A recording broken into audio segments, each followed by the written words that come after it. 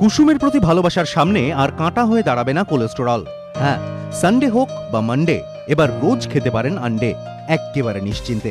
রক্তে কোলেস্টেরলের মাত্রা বাড়ার ভয় দূরে সরিয়ে রেখেই। কারণ মার্কিন সরকারের সংস্থা ডায়েটারি গাইডলাইন্স অ্যাডভাইজারি কমিটি তাদের 2015 সালের রিপোর্টে পরিষ্কার জানিয়ে দিয়েছে, কোলেস্টেরল যুক্ত খাবার খাওয়ার সঙ্গে রক্তে কোলেস্টেরলের মাত্রা বাড়ার কোনো সম্পর্কই নেই।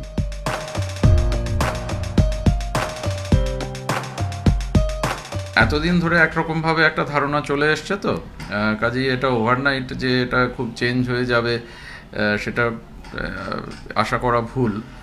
কিন্তু ডেফিনেটলি আমরা আগে যে অত কড়াকড়ি আমরা বলতাম, ডায়েটিশিয়ানরা বলতেন যে এটা খাওয়া যাবে না, ওটা খাওয়া যাবে না, এখন হয়তো অত কড়াকড়ির আর দরকার নেই।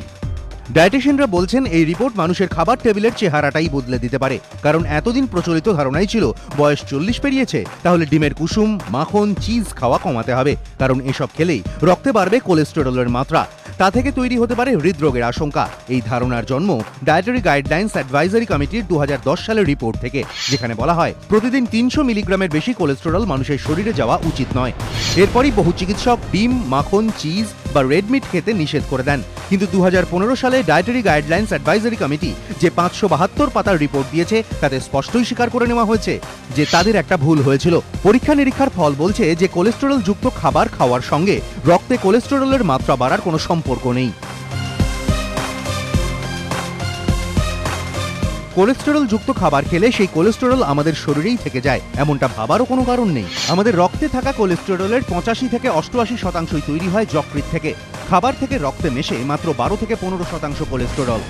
তো এদের নতুন গাইডলাইন্স অনুযায়ী কোনো সম্পর্ক নেই, কারণ এরা বলছে যে লিভার ম্যাক্সিমাম কোলেস্টেরলটা তৈরি করে।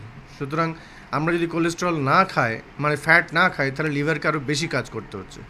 সুতরাং আমরা ধরুন according to their calculation 90% of the cholesterol যেটা বডির দরকার, শরীরের দরকার, সেটা is made up by the liver. আমরা খেয়ে অনলি 10% হয়তো কন্ট্রিবিউট করছি সেটাকে। অনেকে ভাবতে পারেন মার্কিন সরকারের এক কমিটির রিপোর্টে এত ভরসা করব কেন। সেক্ষেত্রে বলে রাখা ভালো, ডায়েটারি গাইডলাইন্স অ্যাডভাইজারি কমিটিকে আর 10টা স্বাস্থ্য সংক্রান্ত সংস্থার সঙ্গে মিলিয়ে ফেলবেন না। কারণ মার্কিন সরকারের এই কমিটির রিপোর্টের দিকে শুধু আমেরিকা নয়, গোটা বিশ্ব তাকিয়ে থাকে। সহজ কথায় বললে এদের কাজ 2 বছর বা তার বেশি বয়সীদের জন্য আলাদা আলাদা করে পুষ্টিকর খাদ্য তালিকা সুপারিশ করা, যাতে তারা রোগভোগ ছাড়া সুস্থভাবে জীবনযাপন করতে পারে। এজন্য প্রত্যেক 5 বছর অন্তর তারা রিপোর্ট দেয়।